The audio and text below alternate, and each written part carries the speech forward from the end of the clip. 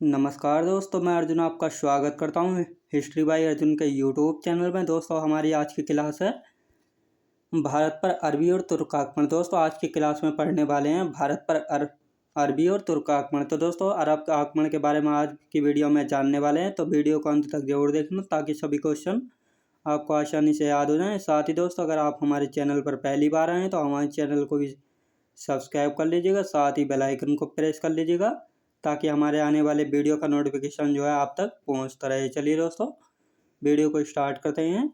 पहला अरब आक्रमण जो है 711 में हुआ था। किसने किया था? अबेदुल्ला ने किया था, जो कि असफल था। अब अबेदुल्ला को किसने भेजा था? अल हजाज ने भेजा था। अल हजाज कौन था? अल हजाज जो है इराक का सेनापति था। दोस्तों, इराक का बादशाह था अल हजाज। दूसरा इसने अल हजाज ने ही दूसरा अरब आक्रमण किया था। दोस्तों, ये भी 711 में करवाया था। यह बुदेल ने भेजा था। दोस्तों, यह असफल था। बुदेल भी जो है असफल था। तीसरा अरब आक्रमण किया था दोस्तों मोहम्मद बिन कासिम ने 712 में किया था। यह मोहम्मद बिन कासिम ने किया था, जो कि सफलता था। इसको भी अल हजाज ने ही भेजा था। अल हजाज जो है इराक का बादशाह था।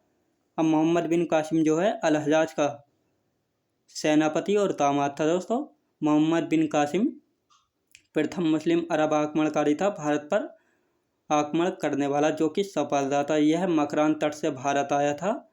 मोहम्मद बिन कासिम ने जब आक्रमण किया था सिंध पर, तो सिंध का राजा जो है दाहिर था, जिसकी दो पुत्रियां थीं, सूर्यमला व परिमला। अब मोहम्मद बिन कासिम ने जो है सिंध पर ही क्यों हमला किया था? तो सिंगल देश के राजा के यहाँ से जो है अरब जहाज इराक जा रहा था, यानी कि श्रीलंका से अरबी जो है व्यापार करते थे जहाज के द्वारा। इस जहाज में जो है कुछ सामान जा रहा था, तो सिंध के देवल बंदर का पर जो है लुटेरों ने इस जहाज को लूट लिया। उस समय सिंध का राजा दाहिर था, तो अल हजाज ने दाहिर के पास संदेश भेजा कि इस जहाज का सामान का दंड तुम्हें भरना होगा, क्योंकि लुटेरों इसमें सिंध वालों का हाथ है। अब सिंध का राजा कौन था? दाहिर था। तो दाहिर ने उत्तर दिया कि भैया, मेरा लेना देना कोई नहीं है, ये लुटेरे हैं, लूट लिया जहाज उन्होंने। अब सिंध के पास जो है अनेकों जातियां बसी थी लुटेरों की। ये समुद्र तट पर रहते थे। व्यापारी जहाज को लूटना ही इनका मुख्य धंधा और जीविका था। इन पर दाहिर का शासन नाम मात्र था। इस घटना के बाद जो है अल हजाज ने सिंध पर आक्रमण करने का निश्चय किया। तो राजा दाहिर ने बोला कि हम तैयार हैं। तो अल हजाज ने 711 ईस्वी में जो है उसने उबैदुल्ला के नेतृत्व में जो है एक अभियान चलाया, जो कि बुरी तरह असफल रहा और मारा गया। दूसरा अभियान जो है समुद्री मार्ग से बुदेल के नेतृत्व में भेजा। इसके साथ ही ओमान सेना भेजी गई और बुदेल भी जो है बुरी तरह से पराजित हुआ और मारा गया। तीसरा तत्पश्चात जो है मीर कासिम के नेतृत्व में अभियान भेजा। अब मीर कासिम का अभियान जो है सफल रहा। 712 ईस्वी में किया था। अब मीर कासिम जो है अल हजाज का दामाद और सेनापति दोनों था, जिसकी आयु मात्र 17 वर्ष है। मीर कासिम मकरान तट के रास्ते से होते हुए जो है 15,000 सैनिकों को लेकर सिंध पर हमला करने के लिए तुरंत चल दिया। जब सिंध पर इसने हमला किया तो वहाँ का राजा सिंध का राजा दाहिर था, जिसकी दो पुत्रियां थी, सूर्यमला व परिमला। पहला आक्रमण सिंध क्षेत्र पर देवल बंदरगाह पर हुआ था। फिर नीरमबोध बंद स्थल पर हुआ था। इस सिंध का पुराना नाम जो है ब्राह्मणाबाद था और राजधानी थी अरोर। सिंध पर जजिया कर लगाने वाला मोहम्मद बिन कासिम। दोस्तों, मोहम्मद बिन कासिम प्रथम मुस्लिम अरब आक्रमणकारी था। यह जो है मकरान तट से आया था। दोस्तों, मकरान तट से आया था, याद रखें दोस्तों। मकरान तट से जो है यह 15,000 सैनिक लेकर जो है आया था। मोहम्मद बिन कासिम अल हजाज का सेनापति और दामाद था। दोस्तों, मोहम्मद कासिम जो है अल हजाज का सेनापति और दामाद था, जो कि 17 वर्ष की आयु का था जिस समय इसने भारत पर आक्रमण किया था। मोहम्मद बिन कासिम के आक्रमण के समय सिंध का राजा दाहिर था, जिसकी दो पुत्रियां सूर्यमला व परिमला थी। दोस्तों, मोहम्मद बिन कासिम के आक्रमण के समय जो है सिंध का राजा दाहिर था। दाहिर की दो पुत्रियां थीं, सूर्यमला व परिमला। पहला आक्रमण दोस्तों, पहला आक्रमण सिंध क्षेत्र के देवल बंदरगाह पर किया था, फिर नीरम बोध स्थल पर किया था। अब सिंध का पुराना नाम क्या था? ब्राह्मणाबाद था और राजधानी थी अरौर। दोस्तों सिंध का पुराना नाम था ब्राह्मणाबाद और राजधानी थी अरौर। जब अल-हज्जाज ने जो है मोहम्मद बिन कासिम को भारत पर आक्रमण करने के लिए भेजा था, तो उस समय खलीफा कौन था दोस्तों? वाहिद था खलीफा ने अल-हज्जाज को आदेश दिया कि भारत जाओ और भारत में इस्लाम का प्रचार करवाओ। इसके लिए जो है ये अभियान भेजे गए थे भारत की ओर। सिंध पर जजिया कर लगाया गया दोस्तों, सिंध पर जजिया कर लगाया गया। तो सिंध पर जजिया कर लगाने वाला प्रथम मुस्लिम आक्रमणकारी जो है मोहम्मद बिन कासिम था। यह गैर मुस्लिमों पर लगता था, यानी मुस्लिमों को छोड़कर सभी पर लगता था। यह ब्राह्मण, विधवा, विकलांग को नहीं देना पड़ता था और बाकी जो है सभी को देना पड़ता था। इस सब की जानकारी जो है चचनामा पुस्तक से मिलती है दोस्तों। देवल सिंध क्षेत्र पर आक्रमण के बारे में जो है सभी जानकारी जो है चचनामा पुस्तक में मिलती है। इसको जो है अरबी भाषा में लिखा गया था। इसके लेखक कौन थे? अली अहमद थे। याद रखें दोस्तों, अली अहमद थे।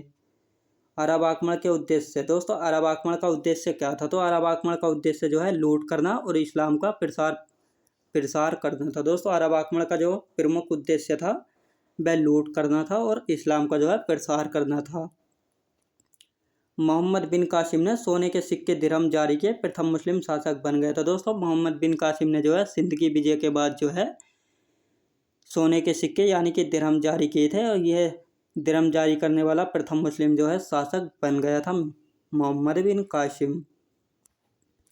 अरब आक्रमण के प्रभाव दोस्तों, अरब आक्रमण के प्रभाव या इफेक्ट क्या क्या हुए? ऊँट पालन शुरू हुआ अरब आक्रमण के बाद, मानचित्र कला आई, मानसून के बारे में और खजूर की खेती के बारे में ये जो है अरब आक्रमण के प्रभाव के बाद यानी कि अरब आक्रमण के बाद जो है ये सभी शुरू हुए थे। अब आता है दोस्तों भारत पर तुर्क आक्रमण। दोस्तों भारत पर तुर्क आक्रमण आता है। अरब आक्रमण, भारत पर अरब आक्रमण करने वाला प्रथम मुस्लिम शासक कौन था? मोहम्मद बिन कासिम था। मोहम्मद बिन कासिम क्यों था? क्योंकि ये सफल रहा था भारत पर आक्रमण करने वाला। अब आती है भारत पर तुर्क आक्रमण। दोस्तों भारत पर तुर्क जो है अफगानिस्तान के समीप के इलाकों से आए थे, यानी कि गजनी जगह से आए थे और यामिनी वंश के थे। याद रखें दोस्तों, यामिनी वंश के थे। संस्थापक कौन था दोस्तों यामिनी वंश का? अल्पतगीन था। इसने इसकी स्थापना की थी 1933 से 1963 AD तक। इस अल्पतगीन के बाद गद्दी पर कौन बैठा था? सुबुक्तगीन बैठा था, जो कि प्रथम तुर्क आक्रमणकारी था, जो कि असफल रहा था। अब सुबुक्तगीन के बाद गद्दी पर बैठा था महमूद गजनवी। दोस्तों महमूद गजनवी बैठा था सुबुक्तगीन के बाद गद्दी पर। भारत पर तुर्क आक्रमण हिंदू शाही वंश जयपाल के विरुद्ध किया था, जो कि पेशावर का शासक था। सुबुक्तगीन ने 986 AD में भारत पर प्रथम तुर्क आक्रमण किया था, जयपाल के विरुद्ध किया था, जो कि पेशावर का शासक था और बुरी तरह पराजित होकर जो है वापस चला गया था। अब महमूद गजनवी दोस्तों, सुबुक्तगीन के बाद आता है महमूद गजनवी। महमूद गजनवी जो है सुबुक्तगीन के बाद 998 AD में जो है गद्दी पर बैठा था। दोस्तों AD का मतलब होता है ईस्वी में, याद रखेंगे। सुबुक्तगीन 998 AD में जो है गद्दी पर बैठा। सुल्तान और गाजी की उपाधि धारण करने वाला पहला शासक बन गया था महमूद गजनवी जो है सुल्तान और गाजी की उपाधि धारण करने वाला पहला शासक बन गया था। दोस्तों अब गाजी क्या होता है? यानी कि विधर्मी का कत्ल करने वाला, यानी कि जो इस्लाम धर्म का नहीं था उसकी गर्दन को काटने वाला होता है गाजी। उसको गाजी की उपाधि जो है धारण करने को मिल गई थी। अब इसके अन्य नाम क्या था महमूद गजनवी के? यामीन उद्दौला, यामीन उल बिल्ला और बुत सिकन। दोस्तों बुत सिकन जो वेरी मोस्ट इम्पोर्टेंट है, जिसको मूर्ति भंजक या मूर्तियों को तोड़ने वाला कहा जाता है। मूर्तियों को इसने कहा था जितने भी मंदिर हैं उनको तोड़कर उनकी जगह पर मस्जिदों का निर्माण किया जाए। अब भारत पर आक्रमण दोस्तों, भारत पर आक्रमण इसने 1000 AD में भारत पर आक्रमण किया था, जिसका कोई नतीजा नहीं निकला था और पेशावर से जो है वापस चला गया था और इसने शपथ ली थी कि मैं हर साल भारत पर एक आक्रमण करूंगा। इसका पहला सफल आक्रमण 1001 AD में किया था बेहिंद का युद्ध। दोस्तों बेहिंद का युद्ध जयपाल एंड महमूद गजनवी के बीच हुआ था। याद रखें दोस्तों, महमूद गजनवी का पहला सफल आक्रमण हुआ था 1001 AD में वह हिंद का युद्ध हुआ था, जो कि जयपाल एंड महमूद गजनवी के बीच जो है हुआ था। अब आता है महमूद गजनवी। दोस्तों महमूद गजनवी जो है 1000 से लेकर 1027 ईस्वी तक जो है भारत पर कुल 17 बार आक्रमण करता है। यह किसने बताया था? हेनरी इलियट ने बताया था कि 17 बार आक्रमण किया था महमूद गजनवी ने भारत पर। 1005 में मुल्तान पर आक्रमण किया था। 1008 में जो है नगरकोट हिमाचल प्रदेश पर आक्रमण किया था। 1018 में जो है कन्नौज पर शासन किया था। राज्यपाल गुजर शासक था। कालिंजर अभियान। दोस्तों कालिंजर अभियान के समय विद्याधर चंदेल शासक थे, जो कि चंदेल वंश से संबंधित है। 25वां ये 16वां आक्रमण 1025 ईस्वी में किया। मोस्ट इम्पोर्टेंट है। 16वां आक्रमण जो है इसने सोमनाथ मंदिर पर किया था, जो कि गुजरात में स्थित है। सोमनाथ मंदिर में इसे पता चला कि काफ़ी सारा खजाना रखा है, तो उसको लूटने के लिए जो है इसने गुजरात के सोमनाथ मंदिर पर जो है आक्रमण किया था। इस समय गुजरात के शासक कौन थे? भीम प्रथम थे, जो कि चालुक्य वंश के थे। दोस्तों जब 16वां आक्रमण हुआ, महमूद गजनवी ने सोमनाथ मंदिर पर आक्रमण किया था, तो गुजरात के शासक कौन थे? भीम प्रथम थे, जो कि चालुक्य वंश थे। हिंदू आस्था को सबसे अधिक क्षति पहुंचाने वाला आक्रमण था। दोस्तों हिंदू आस्था को जो है सबसे अधिक क्षति पहुंचाने वाला आक्रमण था 16वां आक्रमण सोमनाथ मंदिर का आक्रमण। याद रखें दोस्तों। इसका 17वां आक्रमण यानी अंतिम आक्रमण जो है खोखरों के विरुद्ध हुआ था, जो कि जाटों से संबंधित है। जब महमूद गजनवी जो है गुजरात से लूट कर जा रहा था, तो खोखरों ने जो है इसको बीच में ही लूट लिया था। अब 1030 ईस्वी में जो है इसकी मृत्यु हो गई थी। दोस्तों 1030 ईस्वी में जो है महमूद गजनवी की मृत्यु हो गई थी। अब आते हैं इसके समकालीन लेखक। दोस्तों इसके समकालीन लेखक कौन कौन थे? फिरदौसी, जिसको पूर्व का होमर कहा जाता था। इसने शाहनामा पुस्तक लिखी थी, जो कि फारसी में लिखी थी। यह ईरान का महाकाव्य बन गया था। दोस्तों ईरान का महाकाव्य बन गया था। शाहनामा पुस्तक फारसी में लिखी गई थी, फिरदौसी ने लिखी थी, और इसको जो है ईरान का महाकाव्य भी जो है कहा गया था। अलबरूनी जो है महमूद गजनवी का दरबारी कवि था। दोस्तों महमूद गजनवी दरबारी कवि था। याद रखें दोस्तों, दरबारी कवि था, जिसने किताबुल हिंद, जिसको तहकीक हिंद और तारीख हिंद ये पुस्तकें लिखी थी अलबरूनी ने। दोस्तों अलबरूनी जो है यह पुराणों का अध्ययन करने वाला प्रथम मुसलमान था। दोस्तों अलबरूनी जो है पुराणों का अध्ययन करने वाला प्रथम मुसलमान था।